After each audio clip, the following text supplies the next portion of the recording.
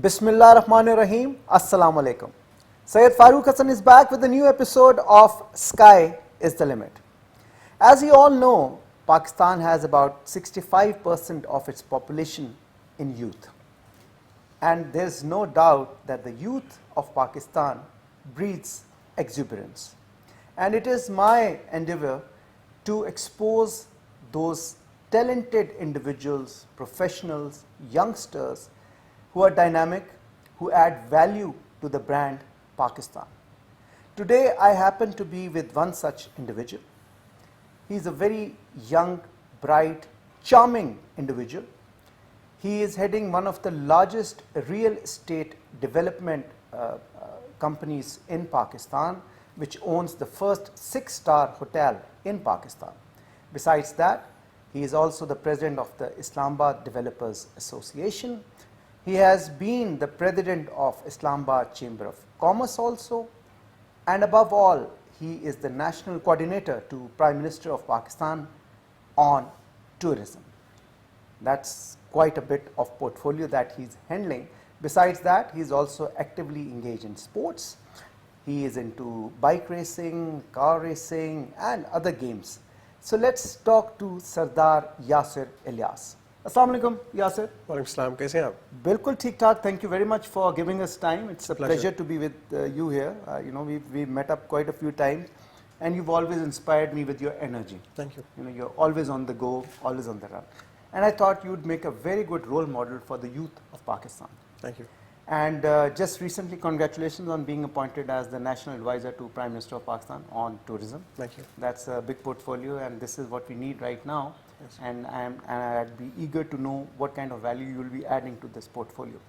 But before we go into all that, I would like to know, where did your journey start from? Where were you born? How were your early days? Farooq sir, thank you for giving me the opportunity. It's a pleasure seeing you as always, and the energy is both ways. We exude a lot of energy together, and I think that matters. When you surround yourself by positive people, positivity transfers. I was born in Pakistan. I was born in Azad Kashmir, but I left Pakistan at a very early age because of my father. He was based in the Middle East. And I left to Saudi, I think probably I was when I was 5 or 6. And I had been in Saudi Arabia for about 18 years. I did all my schooling in Saudi Arabia. I went to an American school, Saudi school for about a year, Pakistani school. You were in Jeddah or? I was in Khobar Dammam, the eastern province. And I had a wonderful time there. I think the culture, the values, being in an international mix. I grew up with about 180 plus different nationalities, and I think that made me a global citizen and changed perspective. And I think it makes you a better human being as well when you see things from different point of views. After 18 years in Saudi, completing my high school there, I went to Dubai, did my bachelor's in double major in marketing management at AUD, American University of Dubai, and then I worked in Dubai for a couple of years. I went to real estate, which is our core business, bought properties there, sold properties, refurbished properties, developed some things, and we're still holding some of the properties. And it was a very interesting time. It was a time of the recession, 2007-8. So it taught me a lot in life at a very early stage. I think going through a recession at such a young age when you're just starting gives you a true value of money, how to handle funds, how to manage funds, and at the same time, how to recover. Manage risk and how do you recover from it? Yeah. Because everybody lost money in 2008. So recession happened, and I left Dubai for my master's. I left to London. I did my master's. I went to Kingston. I was one of the youngest. I had to convince the dean of the school, the business school, that I'm old enough and I'm mature enough. I was hardly 21, 22 when I did my MBA, because on average, the average age is about 30 years old, and you need 5 years full-time experience, work experience. I hardly had 2 to 3 years experience. So I went there, did my interview, and I convinced them, look, I've seen a lot, I've learned a lot, I've done a lot. So trust me, I'll add value, because it's not just about what you're going to learn, it's about what value you're going to give to the program, because others have to learn from you. It's a lot of collaboration. They have team building exercises. So it was a 1-year compressed program. In the US, it's a 2-year program, so I did 1-year MBA, finished that, came back home, went to Saudi Arabia, got married in 2012, and moved to Pakistan. I was initially going to stay in the Middle East, expand the business there. We had just started Centaurs. We had just started the shopping mall, which was the largest in the region. And our chairman, my father, said that it's better for you to come back home. So I stayed in Pakistan and tried to add value back home, and I've stayed here since. Great, great. So you've just tried to cover the whole journey in a few words, but I'm sure there's a lot more to it. Let me take you back to your school days. So you had exposure to more than 100 countries, nationalities, and growing up with different cultures and all. How were you as a kid? Were you like a naughty kid, or were you a docile teacher's pet kind of a? I've always been a rebel. Always I think been a rebel. as a I like child, that. as a teenager, Okay. it's in my personality. But I'm a Capricorn, so by nature I'm a perfectionist as well. Okay. I live on the edge. I love thrill. I love seeking adventures, but controlled. You know, I'm not one of those loose cannons who will jump off a roof for the sake of it or jump into a well. Not the Everything has to be destructive not sort. destructive one, the positive one. Okay. And rebel with a cause. Okay. I've always stood for what's just, what's right, and you know, being amongst such a different mix of societies and religions and cultures, you know, you always have conflict as well. So I learned how to handle conflict, resolve conflict, deal with conflict, because you know, we were a minority. We, you know, Pakistanis in that society, the Arabs had the majority. We obviously had a different mix, and you know, we were referred to back in those days. You know, Pakistanis were referred to with different slangs and slogans, and obviously me being Pakistani, being a very proud Pakistani, till date would never accept it. Yeah. So hence getting into a lot of fights and Okay. you know, saying that I'm right, and obviously, you know, we had to make a mark. So they realized that Pakistanis are not a nation to mess with. These guys do retaliate. As a child, I think I learned a lot from my father. I've always idealized him. So he was the main inspiration during He always your has been. Always, growing I think. formative years. He always has been. I think I learned a lot from him. You know, being a good citizen, good human being, being a good Muslim. He's my role model in life. Were you the youngest in the house? I was. So You are the naturally, youngest, naturally, you know, being the youngest, you get away with a lot of things. Lot You of get pampered pampering as well, also. a lot of pampering as well. But at the same time, I had a lot of expectations from my father, being closest to him. I spent the most time with him. So you know, he always expected for me to you know, perform like he would. So I'm trying, you know, till date, I'm trying to be the man that he is. But I hope that whatever I do in life, I'm able to please him, please my mother, because they're, you know, the inspiration for me in life, and they're the reason why we're here to them. And the blessings, the du'as are coming from the parents. Bishop, I'm sure he must be a very proud man, seeing hope so. whatever achievements you've done so far. What did you want to become when you were growing up? Like, did you have any aspiration or any goal? Like most of the kids, you know, like I remember when I was growing up, so we wanted to be either a pilot or a doctor or an engineer, and the max was a chartered accountant. Yes. Did you have any such kind of? I did. I think every child does. Right. Deep down, I've always loved aircrafts. I've always loved flying, and I've always loved Pakistan aviation. So I wanted to join the Pakistan Air Force. And from my father, I learned about business. So both things, you know, were something Side I was by very side. passionate. Okay. I was very passionate. But unfortunately, I never applied for the Air Force. But still, I had this thing at the back of my head that I want to be a pilot. So in 2015, when I was in London for my mother's surgery, I applied for my license in London, and I was certified within a year's time. I got an EASA license, so I'm a certified pilot now with about close to 100 hours. And I was very proud of it, that I still pursued my passion. And now I have a career in You business, have but the my passion amateur flying license. I'm sure for life. And this is going to continue. So very similar to what Tom Cruise is doing, flying jets and flying thrill planes. So I'm still planning on doing the same thing, because I think life is about you know, balancing, and I think it shouldn't stop you from enjoying these sort of positive activities. So the next thing I'm going to go for is you know, the thrill seek flying. So we're going to do a lot of stunts. Awesome. And Is that the reason you got this helipad made on the hotel? No, that's for another adventure. I think I might do skydiving from there. You might do skydiving from So there's a lot of plans. Lot of plans. Great, that's awesome.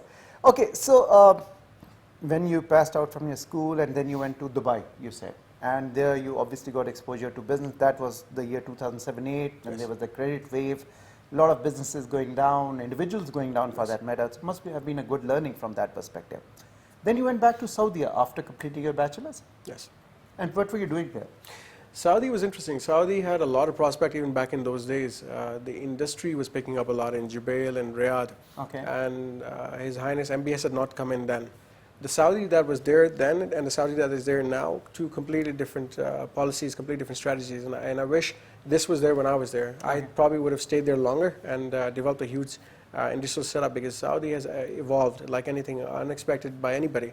And they've planned, you know, 10 years ahead now, where they're making theme parks, they're making hotels, resorts. They've opened up. They've opened up. They've opened up completely, and it's technically going to be the next GCC hub with their plans and the vision that they have, and obviously the funding that they have. PIF, being one of the largest sovereign funds, has a lot of capital of their own, and they're inviting the world to invest as well. And they've created policies which are conducive and an environment which is supportive. So I think that makes a big difference. And I think NEOM is the futuristic NEOM as well model. as, absolutely, and so is Riyadh. And with the Line project, they're creating a lot of jobs, a lot of employment opportunities, a lot of international firms, a lot of conglomerates that are going to come and invest in Saudi Arabia. They're going to be moving their regional headquarters to Saudi Arabia. Banks are going to move there as well. So we're seeing a complete transformation in the next 10 years. Right. So when you moved back to Saudi Arabia, did you get some work experience? I did. Like active, direct work experience? With my father, yes, but more in Dubai. Because I'd stayed in Dubai, the business was still there, so I stayed more in Dubai. Saudi is very similar. The working ethic is very similar because that environment is based on obviously a structured atmosphere. We don't have to worry about external issues like you do in other places of the world with bribery and extortion and blackmailing. It's a very systematic process. So work ethic is pretty much similar in the Middle East. Doesn't matter whether you're in Oman, Qatar, or Bahrain or Saudi. It's all similar. Great. What prompted you to come back to Pakistan after you did your MBA? You were all settled, you had a father's empire to actually look after or inherit for that matter. I'm sure there must have been some compelling reasons for you to come back to Pakistan. I think for people who always become complacent from their wealth, don't really grow in life and don't have purpose, you have to have purpose. This is the same question that I was asked by the US Embassy. I came back in 2012 and applied for my visa. And the embassy asked me the same question, why did you come back to Pakistan? Very simple answer. There's plenty of people like us abroad that are educated, that have the exposure, but there's very few people like you and me in Pakistan. Who come back, serve here. Serve and do something for the greater good. I think money's not everything in life. Everyone has a different perspective on what makes them content. For people like us, it's about giving back, about creating value, and bringing positive change. Giving back in many forms. It's not just about charity, it's about creating employment, developing the nation, for contributing whatever you can within your capacity. If Allah has blessed you, that's an exam for you. Like we say, azmaish. You're being tested. If Allah is not giving you anything, that's also a test for you. Yeah. So you have to do whatever you can within your capacity and remain thankful. And God tests everybody in different ways. Yeah. So we're being tested that we've been blessed with something. What are we doing with it for others? Fair enough. And that's why I came back home and I tried to evolve the group, grow the group, take our father's legacy and move it forward, amplify it. And hence we did what we did with regards to creating a residential complex, which is the biggest state-of-the-art retail complex, and then doing a 6-star hotel, which I personally had my oversight on. I think a unique project by all forms. It's a huge investment. You're looking at about $150 million, and very unique for Pakistan because Pakistan has hotels, but not a hotel of this sort. Yeah, I think you were probably the first ones to come up with such kind of, in fact till now, I think till date, Islam, that's a unique landmark. It is, and the idea was from what I had seen in the world, from what I saw in the Middle East, what I saw in Europe, in the US, I said, let's combine all of that experience and exposure and put it into one project in Pakistan and make it the face of Pakistan as far as hospitality is concerned. So personally overseeing it, being involved in the design, being involved in the procurement, the acquisition, end-to-end, it really allowed me to put my vision into a project, and it was basically my own baby which I raised my own hands. And without my father's support, it's not possible because obviously there's a huge financial capital required to do a project of this sort. And he gave full support. He gave me complete support that do it the way you want and make a project which is going to be a landmark for Pakistan. Already the complex is known as a landmark, but this is another crown jewel. So we made up a hotel which is 380 rooms. It is one of the largest. And it is a hotel which is being managed by a foreign company called Accor. It's a foreign group. They have 5,000 hotels worldwide, multiple brands. They've got Movenpick, Sofitel, they've got Novotel, they've got Pullman, Fairmont is with them, Raffles is with them. So they've got all the big chains and big hotels. So they have 5,000 properties, and they have a very, very good experienced team that they bring along with their experience. So we have a foreign team managing the hotel. There's a French GM, there's a DGM who's from Germany, and there's a foreign chef. There's multiple foreign chefs, pastry chefs from abroad as well. So we have a very good international mix. Aside from that, the hotel itself is very unique. 6 fine dining concepts, 1 international fine dining outlet, which is Amber's. It's like a steakhouse. And then we have a sky rooftop restaurant called Sky 24. We're offering shisha there as well. And the panoramic views that it offers of the capital. And this is the only hotel in the country which has a helipad. And a helipad which is designed to accommodate VIP travel with the largest heli which we have in Pakistan, which is the AW139, the same helicopter that the Prime Minister offers and the Chief is using. So I think that makes a big difference. So convenience for businessmen that are coming in to have meetings in Lahore, within Punjab, KPK, they can travel from the hotel. For VIPs, delegations coming from the airport, security, they can be flown in. Also, so all of that is convenience. And the largest presidential suite in the country, that's there, which has an add-on suite as well. So you can have your wife staying there, your family, your secretary, personal staff, and then obviously the parking, 400 plus car parks. and then the banquet being one of the largest banquets in the country with 1,000 capacity, then another banquet coming forward in another about 4 months. It's going to have capacity for 400 people, so 1,500 people can be hosted at any given time. Awesome. Multiple conference rooms, 8 meeting rooms, a swimming pool, spa, salon. It's got panoramic views from all the rooms, all types of suites, from 30 square meters to 45 square meters to 80 square meters. There's a huge diverse range. Fair and enough. Again, the amenities, the compliance, fire-rated doors, fire-rated curtains, fire-rated fabric, guest room management systems from an Italian company. You can enter the room with your phone. If you don't have a card, you can have RFID access. All smart technology. Completely energy eco-friendly. Absolutely. So we conserve energy. Obviously with the crisis here. So if you go into any area, the lights are off with a sensor, they become active. And the same thing in the room. It's all managed through a sensor. You go in the room, everything turns on. The minute you leave, even if you forget to intimate the room, turn off the lights, everything switches off by itself. Wow. So conservation of energy is very important, but it's also the future, where you have to bring value and be very, very environmentally friendly. Where we have to focus on the climate change issues as well. Oh. So a place like Pakistan, this is very imperative for us. So I think it's a great property, and we invite everybody to come and visit, whether you're a Pakistani, whether you're an overseas Pakistani, or whether you're a foreigner. You must come and experience the real hospitality that we're offering in the federal capital. No, I think it's making a noise, and people are getting to know about it, and they're interested, especially the restaurant that you mentioned. It seems very fascinating. Plus, this is the only hotel in the capital, and plus I think in the city, Twin Cities, that is offering a cigar lounge. Yeah. And it's a designed cigar lounge. So you have a humidor in there, and you have a proper private space, and you don't have to worry about smoke being built up. Yeah. And that's on the same floor as the meeting room. So you can have a cigar lounge and have your meetings there, and awesome. it's exclusive. Awesome. What were the few challenges that you faced initially when you came back to Pakistan? I think it was the work ethic. Pakistan, we take everything for granted. Despite the concept of delegation, doesn't matter how much I delegate, how much I empower, people still come back to you and expect you to make a decision. We're trying to change that. We don't want the typical state culture in Pakistan. We want to go with the corporate culture, a structure. And that's where I've tried to bring change, bring difference. And I've struggled at the very beginning, but at least within my organization, I've done it. I've managed to do it, and I think people have the authority to oppose when I sign something. That usually doesn't happen in Pakistan. If the boss has signed something, nobody would dare oppose. I've given everybody authority that if I've overlooked something, then you should not do it. You're doing your job, and you have a job to do, and you must question it. Why is this being signed? It's in the interest of the organization, then of course everybody has a right. So that's different. Also in terms of the harassment, we've got a lot of female employment, so we've encouraged female economic empowerment. We have zero tolerance for any form of harassment. And we're running a setup which is hospitality oriented, including the retail mall that we're running. So we've got to make sure that it's all about customer centric.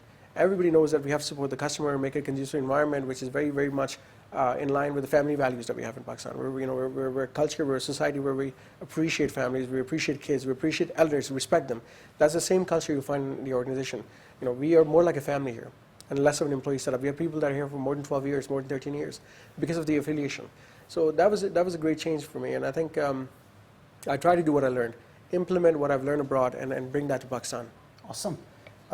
You were also heading the Islamabad Chamber of Commerce as president. You were there for 2 years?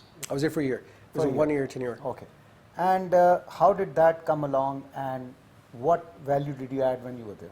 I think Islamabad Chamber was very interesting. It's a platform where you're elected by the business community of the city to represent them, and the core essence is to protect and promote the interests of the business community, which I tried to do the best of my capacity within that year. I had a complete roadmap. We had to connect with all the relevant institutions, all the local departments, from the district administration to the Capital Development Authority. That year, some of the major things I'll highlight, we engaged the chairman of CDA, and we went to every single market. We did a lot of infrastructure projects. The plaza you're seeing in blue area, the parking plaza, that was done by us in collaboration with CDA. We told them we need a parking plaza. We did a lot of carpeting around Islamabad, a lot of landscaping, a lot of play areas, a lot of lighting had to be uplifted. We encouraged the chairman to physically visit and physically have a look what the shortfalls are, what the shortcomings are. So we addressed all those points. As far as retails are concerned, we had a lot of illegal encroachment issues. So we legalized those things. So we went to every plaza and said, okay, if this is illegal, legalize it. Don't demolish it. Don't stop them from doing business. Charge them money and make it legal. We did that. We had COVID-19. So in COVID-19, we did a lot of COVID vaccination drives within the complexes, all the local complexes from F9 Park to managing NCOC, lockdown, safe days. We managed it in a beautiful way with the district administration. At that time, the DC was Hamza Shafqat, who was a gem of a person. And we had different save days for different markets. That was unprecedented. People couldn't understand how we're going to do it. So the mall was closing on a different day, the markets, but that worked based on the local dynamics and the local needs. Everybody had a different requirement, so we made that happen. We had one of the largest housing and property construction expos organized, which was needed at that time because the construction package was there. We had committed 1 million housing units to the government of Pakistan that we're going to develop this. And we had multiple developers who were engaged. We did retail conferences, e-commerce. We had presidential awards organized for the business community who were performing really well. Also, I remember. That was the expo. The property expo was there. We had academia involved. We had architects involved. It was a huge expo. We also went to Kohota Triangle where the pharmacy sectors are. I mean, we had a lot of pharmaceutical outlets there. We convinced CDA to spend 300 million rupees on the infrastructure development. We had a lot of issues with the roads, and 300 million was spent, so all the roads were carpeted. There's some areas that are still left, but we did the majority of the areas that we could. We went to Faisalabad Development Authority, FIDMIC. We encouraged setting up an industrial area in addition to FIDMIC because we needed more industrial setups. We did a lot in that year. I mean, that year was a beautiful year. We did a lot of tourism events. We had a cycling expo organized for the foreigners. We tried to go abroad, but we couldn't travel. We did a lot of engagements with all the embassies. We did multiple MOUs to increase bilateral trade and cooperation. So we encouraged them to set up trading houses within the Islamabad Chamber where we can actually display what we have to sell. So they can come and bring their delegations to the Islamabad Chamber and show them that these materials from marble to minerals to pharma to gems, jewelry is there. We had one of the largest automotive expos organized to promote the automotive sector. We had a mango festival organized, one of the largest that year. We were able to generate 20-30 million worth of sales in about 3 days. So we tried to promote all the sectors within that 1 year and at the same time work on policy and reforms. Yep. We were coming up with a tourism policy back in that year, but obviously the tenure was very short. We couldn't conclude it. But within that 1 year, I think we did as much as we possibly could. I gained a lot from that, learning and more importantly, the affiliation, the relationship. My connections and network amplified, not just in the Twin Cities, but across Pakistan. Exponentially. Because it's not just one chamber. You collaborate with 58 plus chambers across Pakistan for the same objective. You have to focus on the national interest. So now we're all one big family. And I think that was one of the greatest advantages of being in Islamabad Chamber. Awesome. One question that comes to my mind, since you were the president of one of the leading chambers of commerce in Pakistan, is that how can the business community contribute in expanding the tax base of Pakistan? That has been a major issue for so many decades. Yes. How can we do that? By having an inclusive approach. Yeah. The biggest concern that I have is the current tax policy is pretty much one-sided.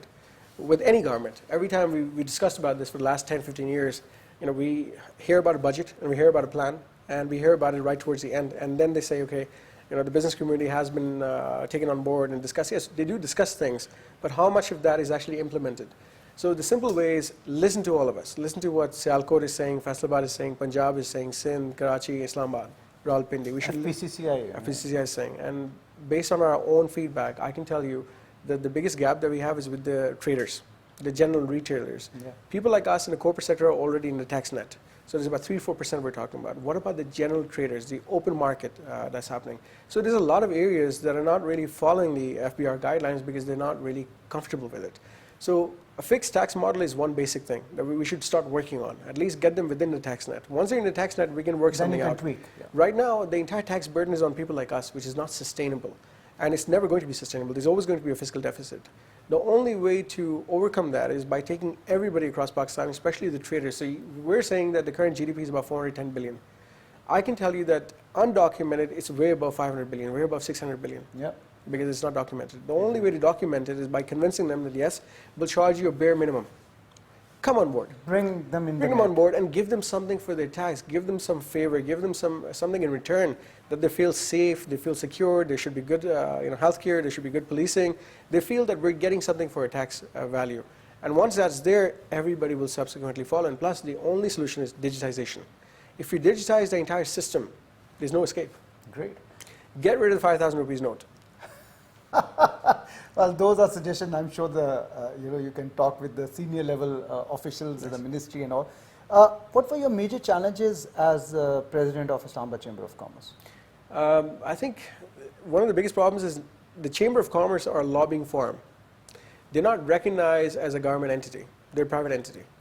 Globally, when you look at the other forums like Saudi Arabia, UAE, they have Chamber of Commerce which are part of the government body. And their representation is like a state minister. Here we have to compel the government that we're equivalent to a state minister.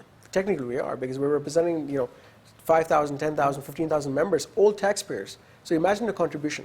So I think in terms of legality, they should be given some form of recognition that these guys are really the game changers. So they're there on every farm. I think the president should be part of the board of directors for CDA, board of directors for all the relevant institutions where they can contribute, work on policy formation. I'll give you an example. During my tenure, we had a number of expos, local expos like furniture expos, which were being opposed by the local furniture and local retail bodies. I had to step in, intervene with the district administration, have a mediation session, work something out between the local retailers and them. So the DC at that time agreed that no NOC for any event would be issued unless the Islamabad Chamber of Commerce endorsed it. That's very basic, and it made sense. So that entire 1 year, we had no disputes, because we were the mediation body. We were the people who were regulating along with the DC. DC doesn't have to deal with the commerce side. I can. And Commerce Ministry called us and said, yes, you're doing the right thing, you deal with this. That's where we come in, but I think that will only happen once we get an official status. Official status. Okay. Yasir, a very, very interesting and engaging conversation, but we need to take a short break. Sure. We'll be right back.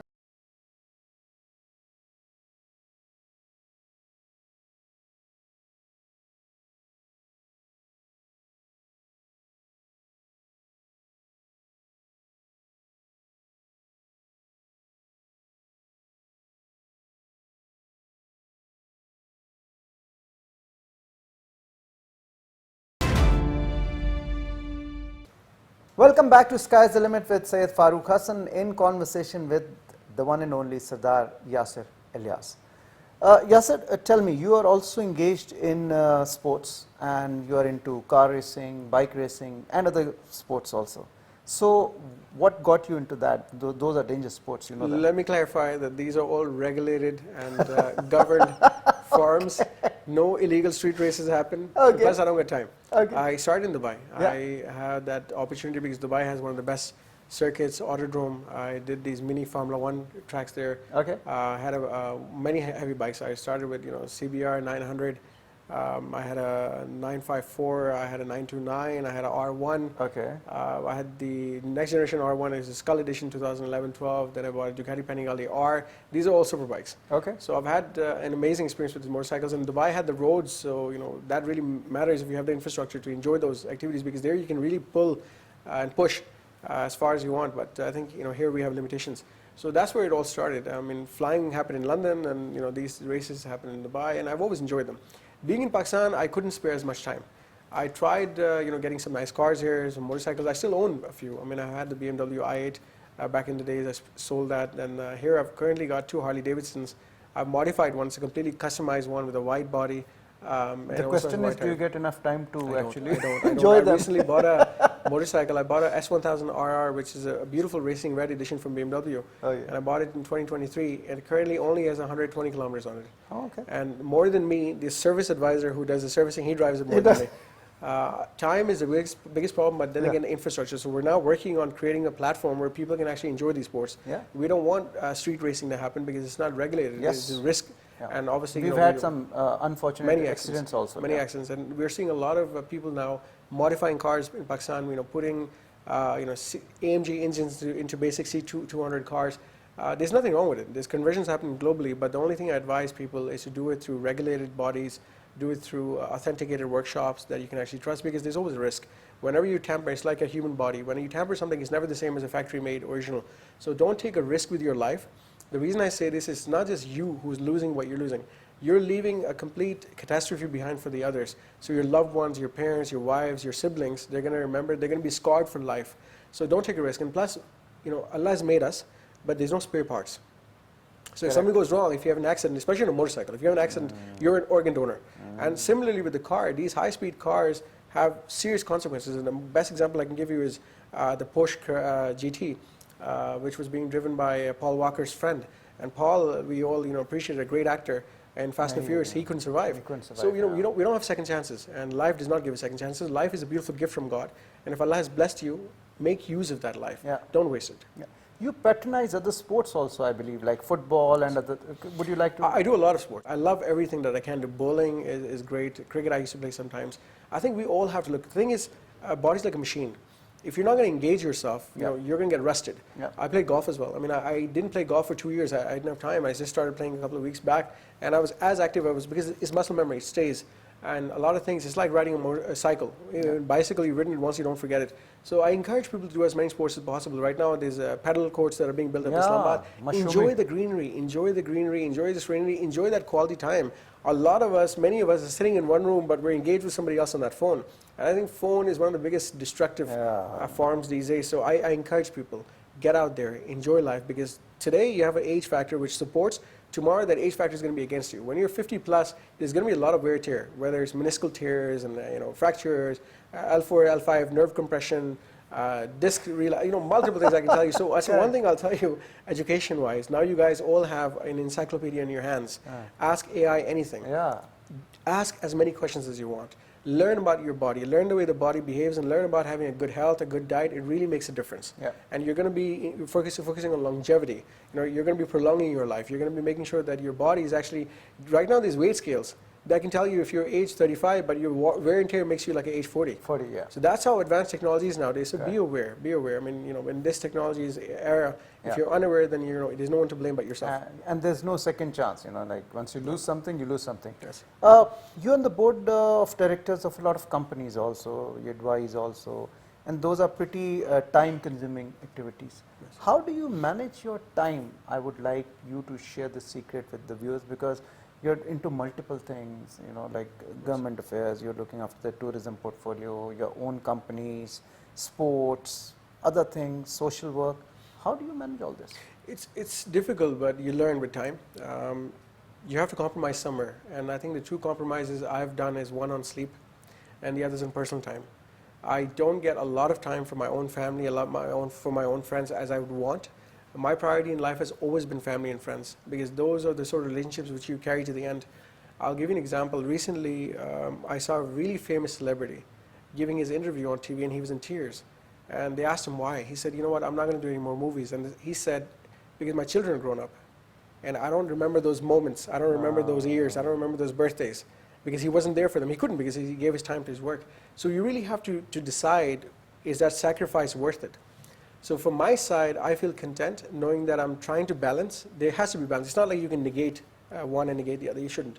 You should balance it. My compromise is there. I'm compromising. Maybe I'm sleeping less. Maybe I'm doing it that I'm staying extra hours at night. So I'll spend, I'll stay awake till 12 or 1 a.m. to spend time with my kids and my family, because that's the way I balance my routine. It's not that you have to do it, but I try to balance that. You have to do it, because if your priorities are straight, my priorities are straight, I know what I have to do. I know how much time I have to give to my organization. I know how much time I have to give to the farms. And farms that I've chosen. I've not said put me here, put me there. I've chosen because they're important for me. So the academia side is very important. The business sector, as well as those organizations, are creating jobs for millions of people, not thousands, millions of people. So that really, for me, is satisfying that these organizations are growing. They're Pakistan organizations. They're not foreign companies. So if any way, being in Pakistan, I can contribute, help the academia grow. I mean, whenever there's an opportunity for me to go speak at the universities, I always do. Being on their boards, helping academia and industry linkage, that's very basic. Career counseling is very basic, because in the end is the future youth who's going to take this country forward. It's not me. I can help them build that. I can help them prepare for the future. So I'm depending on the youth. So whenever there's any engagement with the youth, I don't give that up. So I think it's all about balance. You really have to learn to do it. There's no other way. You can't say that you're perfect. Nobody can be perfect. And you always learn with experience. And you can always find time out for something you are passionate about. Absolutely. You have to make time. People say, I don't have time for gym. I don't have time. There's always an opportunity. You have to make the time. We make time for prayer as well, right? Who do we pray for? We're praying for ourselves.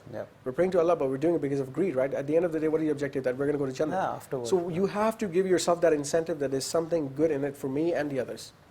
Great. You are also heading the Islamabad Developers Association. Now, what does this organization do, and what's your role, contribution in this? Basically, we were representing the pioneers of Islamabad. These are the people that have set the trend in terms of high-rises, people who are developing offices, homes, creating a luxury living. And we have a number of people that are really game changers in the industry. This is an important forum, because whenever we deal with CDA, ISCO, any other institution, we have to tell them that we're the people who are really contributing, we're organized. We're people who are regulated. We're people who are documented. We're the people who have the NOCs. It differentiates us from the people who are not regulated. People that are just coming and making something out of nowhere. And at the end of the day, we know that he's taking somebody's money, and there's no building on ground, or he sold the plot and he's not there on ground. So we've tried to work with CDA and establish a real estate regulation authority in which we only allow people with licenses to sell and licenses to develop. You can't allow every Tom, Dick, and Harry to become a developer or become an estate agent. He has to be a professional, he has to be certified. So when we're dealing with clients locally or internationally, they know that we're regulated. They know that we're being governed. So they don't have to worry about embezzlements, being worried about frauds or misapprehensions of any sort, because it affects our credibility. So Islamabad has developed a lot over the years. So people like us, we're all people who have years, 10, 20, 30 years of experience, and we're part of this association that is working on transforming Islamabad, a beautiful Islamabad, from hotels, offices, retail complexes, and you see all these high-rises, and they're all part of it. Awesome, awesome. Oh, okay, now I come to my favorite part of the program, and which is your appointment as the National Coordinator to Prime Minister of Pakistan on tourism. Now, I personally believe, as a proud Pakistani, that tourism is one thing. We've been blessed with abundant land, beautiful landscape, and if there was a way to actually convert it into commercial terms, Pakistan could gain a lot. But there has been a lot of talk for a long, long time, but without any substantial concrete effort. We've had some good initiatives, but not sustainable enough. What's your take on that? I think the one thing that's been missing is policy. And finally, tourism is coming up with a policy, a national policy. There is a question about, the 18th Amendment, but it doesn't bother us. All we have to do is make a policy which is universally acceptable for everybody. We don't have to impose ourselves. And we are now going to reconstitute a National Tourism Coordination Board, which is going to comprise of all the provinces. It's going to include, AJK, GB, and KPK, and everybody else. And everyone is going to be representing their segments and their regions on that. So whenever we have a policy, for example, we're trying to introduce special economic tourism zones. KP has done something similar. They've done special integrated tourism zones. The idea is to have one area declared as a tourism zone, and you can make a theme park, hotel, resorts, and give them some special incentive from the government, long-term lease, reduction in taxes, and that's something we're working on right now. We're also working on religious tourism, because in the Punjab side, there's a lot of Sikh travelers, and the Sikh travelers, and they're successfully working, but there's many more. So we have 150 gurdwaras, and there's only 18 operational. So every year we should have a target of making 10, 20, 15 operational. Great. There's a lot of Buddhist sites, which we're working on right now. Medical tourism is a huge segment. I mean, you have one of the most inexpensive medical segments in Pakistan. I'll give an example. If you do a kidney transplant in London, it'll cost you about £20,000. You do the same thing here, it'll cost you maybe £5,000. Dental implants, dermatology, heart surgery, heart bypass, even basic screening. I mean, if you go for MRI or CT scan, it'll cost you £1,000. You do it here, it'll cost you £100. And then blood work. So we're trying to go for a VIP as well. So a lot of these overseas Pakistanis that are traveling back home, just to get the medical treatment. Just to get the medical treatment. So we tell them, look, get your wedding, go for the wedding, go for your family events, and let us do your screening for you as well. We'll design a tailor-made package for them. Wow. And that way we're going to compel them to do their procedures in Pakistan. Also the time it takes. I mean, I know the system in London right now, if you try getting an appointment with NHS, it'll take you 6 months to get an appointment for surgery, unless it's an emergency. Here you can get the surgery done within next week, because the doctors are there and they have the skills. So here the procedures are far more as well. So we have more experienced people, because there's about 250 million people. So imagine a doctor here is doing maybe 2,000 procedures in 1 year. The doctor there will do what, 500 procedures in a year. So who's more experienced? Our guys. So you learn from experience. So we have far more capable surgeons. They need to be connected with the right people. And I think the other thing we're overlooking is the number of setups. So diagnostics, for example. We have 150 outlets within Islamabad of IDC. Jutai Labs, they have 350 outlets across Pakistan. So why not connect these people with the relevant customers? And hospitals as well. We have plenty of excellent hospitals in Pakistan. 2, 3 are already JCI accredited. We're now focusing on getting the other with JCI compliance as well. We now have universities that are working on AI software that is able to scan an X-ray and give you a comparative through an AI analysis, that what does the AI feel about it. And the same thing can be done with the blood work. So a lot of this is going to help us grow, and medical tourism has to be promoted. Same time for recovery. So imagine having a surgery done here and going recovering in Nathia Gali with the views, or recovery in Azad Kashmir with the panoramic view of the valleys.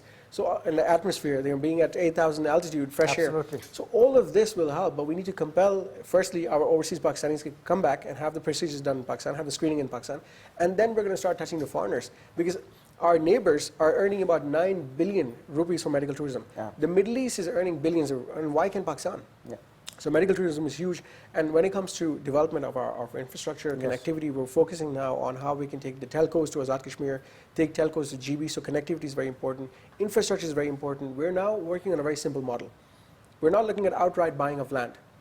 We are now pitching to the government and our investors that we'll give you joint venture opportunities. Joint venture opportunities in the capital for theme parks, for hotel, for zip line services, for resorts. So joint venture with the federal government, with CDA, so partial partnership of the ownership of theirs and with yours, go for a long-term 10-year, so 100-year plan, 50-year plan. And the same thing with the Azad Kashmir government, GB government. Tell them to give the state-owned properties to the private sector. That way they're not giving up the ownership. It'll be a long-term lease.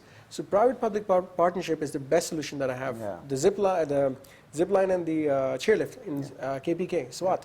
That was a partnership. So why don't we do that? We can have one in Margalas also. We can have one in Margala, we can have it in Murray, we can have it in Azad Kashmir. See, Azad Kashmir is one of the safest places to go, and so is GB. There's hardly any crime. You'll never see a security guard in Kashmir. Yes. So why not send people there? So we already have about 300,000 people going annually to Azad Kashmir, 500,000 people going to GB, 9 million people going to KPK. So imagine how much more we can transform. 40 to 50 million are domestic travelers for tourism. Wow. There's only about 1 million people coming from overseas. So we can amplify this and grow it into billions of dollars. We can at least generate 45 to 50 billion dollars annually from tourism just in the northern areas. And this is exactly what we need right now. There's a lot to be done. No, but those are great initiatives, and you know whatever you're saying is like music to my ears. But Yasir, my question, actually I'd like to ask two questions. In your capacity as the national coordinator, what is the kind of authority that you have to make this happen? Rather than just putting the ideas on table and then probably they'll be lying there in the books, how and when can you execute them? That's one. Yes. And second question is that, let me go to the basics. There are a lot of scenic spots. Let's talk about Swat, Gilgit. And we talk about northern areas and we say that they're beautiful, more peaceful than Switzerland for that matter. But the kind of infrastructure that you mentioned for the existing beauty spots that we have is not there, like basic security or basic hygiene or trained staff or local staff, how they can be more welcoming to attract tourism. What can we do about that? Look, I think as far as the portfolio is concerned, it depends on how convincing I can be and how much I can align everybody towards a common goal. And I've told everyone that it's about the national interest. I have come selflessly. I'm not taking any salary, I'm not taking any benefits. Doing this as an honorary? Completely. It's completely as a pro bono basis, something which I'm doing out of my own wish. And I'm contributing because this is one of the biggest neglected segments of Pakistan's potential as an industry. Tourism is not recognized as an industry, although it is. We have a complete ecosystem. So I've come with a cause, and I've come with a timeline. So I'm giving myself a target of, let's say, 1 year. And I know exactly what has to be done. I've got a roadmap in front of me like I did when I was in Islamabad Chamber. And within that 1 year, if I can create that transformation, I will. If not, then I'll walk away and I'll say, you know, somebody else can do it more than I am able to, so please give it to somebody else. I initially want to align everybody and make sure that we have a single structure. So all of us are working as a unified unit, not in silos. That's the first thing. When you talk about the infrastructure issues, they've always been, there was always going to be plus minuses everywhere.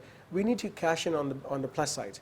So for example, people like the fact that there's raw tourism in Azad Kashmir. People like the fact that there's no phones. People like the fact that there's no shops, there's no hustle bustle, there's no traffic. So that to many that's attractive because a lot of them come from the city. So let's cash in on that. Let's create glamping pods. Let's create prefab units which are not affecting the environment. So whenever there's a negative, there's another positive from there as well. The biggest problem that Pakistan has right now is marketing. I'll give you an example. I went to Swat in February and I went for skiing. I love skiing. Malam Jabba. And I came back and within a week's time, I'm watching a documentary on an international channel showing that due to the terrorism activities in KPK, there's tactical formation and sweeping happening with the anti-terrorist forces from the army and the police. And I'm like, what are they talking about? I was just there a week back. There was nothing there. I'm like, I just came from there. There was no security. There's no terrorism attacks. There's nothing happening in KPK. What are they talking about? Fake news. So maybe on the borders, there could be skirmishes, issues, but we're propagating that the whole of Pakistan is under attack. It's not the case. It's like what happened with India recently. They said that the whole of Pakistan is under attack. So it depends on the narrative and who's giving that narrative. So I think we as a Pakistani media have an obligation to show the positive side of Pakistan, just the positive side. Forget about what happened. There's floods in Texas. And the Texas floods were not highlighted, although they have more resources and they were better managed, but they lost hundreds of people as well. So that happens globally, but does not mean that we're not prepared. We are prepared. It's the way we need to structure our things. So for example, we were not organized to handle it. I think the administration could have handled it better, not giving people licenses to have hotels and resorts maybe on the edge of the rivers, for example. But there are things that have to be governed, planned better. But we learn from those mistakes, like we did from the snowfall that happened in Murray a couple of years ago. We always learn, we plan better. Yeah. So we can't say that this is a bottleneck. There's issues, but how we overcome those issues is what's important. Look, I think one way is to connect, and we're not connecting right now. I met with many ambassadors already, and they're saying Pakistan has no package. We're now in the process of designing packages for countries. So what am I going to offer the Turkish tourists? What am I going to offer the Central Asian countries, the Middle East countries? So we have to design a package. So you come here, Islamabad, I'm going to take you here, there. I'm going to give you the security. I'm going to give you the best resorts, the food. What activities I'm going to create for you? What are you going to be doing in KPK? What are you going to do in Punjab? What about the Cholistan rally? What about the desert camping we're going to do for you? What about Azad Kashmir, Toli Pir? We're going to make a complete package. Festival. Many things, right? So we need to firstly have a complete chart of one-year program. We're doing a huge national level tourism expo, in which we're going to exhibit all the travel and tour operators that need to come and bring their packages. We're going to bring the international community as well. We're organizing a culinary art competition between all the international chefs that we have available in Pakistan. Some will get from abroad. We're going to present the tourism opportunities. We're going to engage OPF, engage the overseas Pakistani investors to come back, see what Pakistan has to offer, create awareness. Once the awareness is there, there's a lot of domestic traveler to begin with. There's a lot of overseas Pakistani travelers. So we need to bring the overseas Pakistanis and domestic travelers and then bring the foreign tourists. Because through our lens, through our vlogging, through our word of mouth, this is going to travel, especially through the overseas Pakistanis, bring them back home. A lot of money, see, $2.5 billion is going abroad from Pakistan for tourism. I mean, our tourists are going to other places. So they're going to Azerbaijan, they're going to Dubai, they're going to London, they're going to Paris. Why? Have we seen the level of crime in London? It's like what we hear about Karachi, that there's phone snatching, there's watch snatching. You know, this is London, it's the capital. I've never heard about phone snatching and watch snatching and car snatching in the federal capital. I mean, there will be very bare minimum crime here, but not the level of crime that's happening there. I mean, we're safer in Islamabad than we were in London. That's the sort of marketing. And there's people, do you see any homeless people around, in sleeping around these malls? There's homeless people sleeping around Westfield White City, which is the central, high commercial district of London, Oxford Street. There's people painting graffiti everywhere. So things are not as bad. You know, we have a saying that the grass looks greener on the other side. The grass can be equally green on this side as well. We have to make the effort to make it. So I think, my request would be to bear with us for at least a year. A lot of restructuring has to be done to make sure that everybody works together. We have to ignore the negatives. I know the negatives are there. I'm not being ignorant. I'm not being naive. But just look at the positives for a while. This country needs time. Give it time, it will grow. And we're finally coming in. Look, there's about 125 hotels in GB right now. And there's many more coming in Islamabad and Nathia Gali and GB and in Kashmir as well. But we have to give it time. I mean, now people are realizing that money is there. There's hotels in Nathia Gali that don't have availability for the next 1 month because everybody wants to travel. I mean, within 1 hour, you're at 8,000 feet getting the best climate with the, living in the clouds, eating in the clouds. How many restaurants have opened up in the last few years? Quite a few. So as a civic society, we have to be ready that we don't litter. And we have to be patient. We have to be patient. We don't destroy our environment. I still see people going and throwing trash everywhere. Guys, we go abroad as well. We travel. Most of us travel. We don't do this there. So why are we doing it at home? So what we make of this country is up to us. It's not up to the government. The government can only give a policy. How we make it, how we evolve it, how we develop it is up to us. And we have to look at the positive side. I think you're right. At times we are overcritical of ourselves. Just the negatives.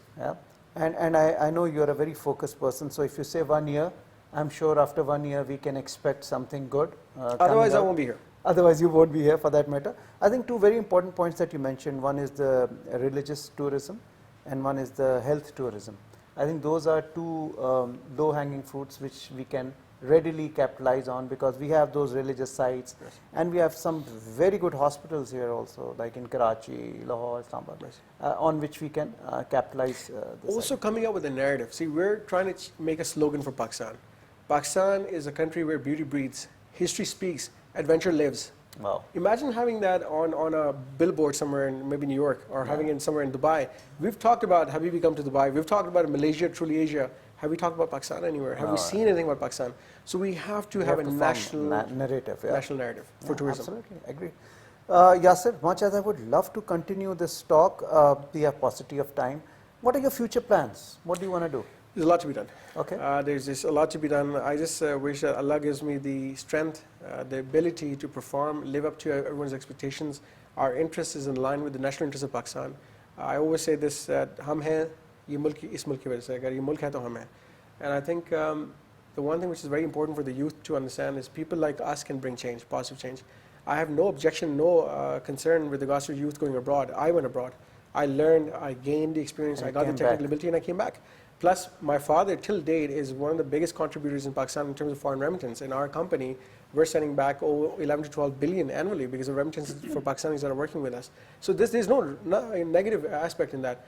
One of the biggest case studies for you is overseas Pakistanis are the best billionaires owning football teams, the best vloggers, the best doctors, best surgeons. You don't have to look very far. People are already there. Yeah. So my request would be have faith in Pakistan. And because of all these people are coming back to Pakistan, one of the best neurospinal surgeons who's operated on my father is based in London. He's making a neurospinal hospital in Pakistan, nearby, near the airport. Why? Because his heartbeat is in Pakistan. At the end of the day, the grave is going to be in Pakistan. Yeah. Our weddings are going to be in Pakistan. Our affiliations, our roots are going to be in Pakistan. So I have faith in Pakistan. The same thing I have. Moving forward, we're going to be expanding the shopping mall. We're doing a phase 2 of the shopping mall. We're making another apartment complex. We have many more plans. I think AI is evolving now. Crypto is coming up. I think we have to be prepared about crypto, how we can contribute, how we can learn, how we can develop it further. Blockchain technology is coming to Pakistan. E-commerce is going to be big. Already there's about $10 billion worth of financial transactions on online shopping. Yep. So why don't we get into that?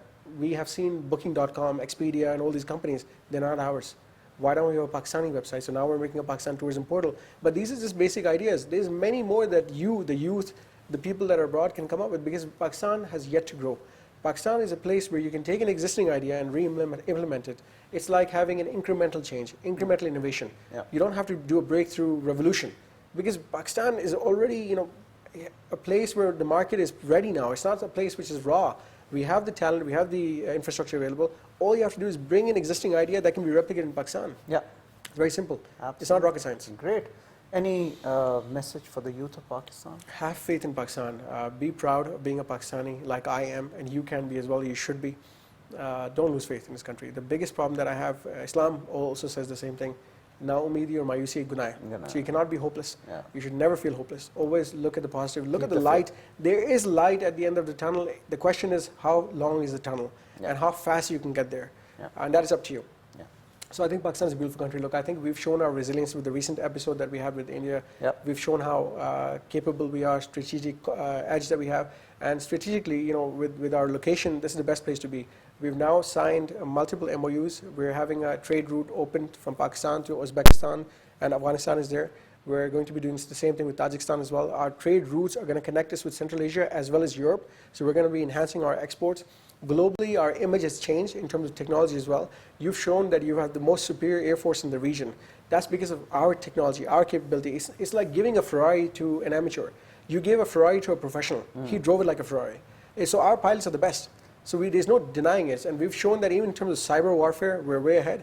And we have one of the best allies. We should be thankful to them. So we cannot do anything to as an individual. We cannot work in silos. We have to work in collaboration. So now we are going to, inshallah, start collaborating with GCC even more, start collaborating with Central Asia even more, and obviously more with China. And now we have excellent relationship with the US, much better than we had before. And we're very thankful to them for appreciating what Pakistan is really about. A country which is not just hospitable, not just loving, but also technically sound and very professional, the way we handle this. And I think this is for them to see. The youth should see this. That this was a typical classic example. Another example I can give you is, this is really unfortunate, but what happened in Iran recently. And Iran was being oppressed from all sides. And Iran did not have the same sort of capability as Pakistan did, being nuclear, having one of the best air forces, having 600,000 plus armed personnel. Pakistan has it. So don't take those things for granted. They're there for a reason. They're there for a purpose. They're there to protect you and protect the Constitution of Pakistan. Yes. And they're doing it wonderfully. Yeah. They've done it. They stay awake at night while we sleep peacefully. Yeah. So Correct. all your sectors are covered. Ground, air, everything is covered. Yeah. So we are at peace knowing that there's an institution safeguarding our interests and safeguarding the interests of Pakistan. And we should feel proud of that. And we should feel proud that there's not many countries like us out there. A country which has one of the biggest population bases, but also the geographic diversity. Yep. From the climate, you look at Sindh, look at Gwadar, 30 degrees, come all the way, same day, same time of the year to north, it's going to be snowing with 11,000 feet heights. Correct. This sort of diversity doesn't exist. The culture, the food, the gems, jewelry, the marble you're seeing in this office is from Pakistan. Wow. We should be proud of everything. We have everything. All we have to do is market it and sell it. Nah, we have to take pride in what we have, and I think you said very rightly. I think it's good to have advanced machinery, but it's the man behind the machine which counts. Yes. And Pakistan is our identity, it is our pride, we have our roots here, and obviously we have to keep the faith, and we have to believe in our country, and we have to take it forward. Thank you so very much, Yasir, for such a lovely session. It was indeed a pleasure meeting you once again. Viewers, with this we come to the end of this episode of Sky is the Limit. I hope you enjoyed it. Till I see you again with the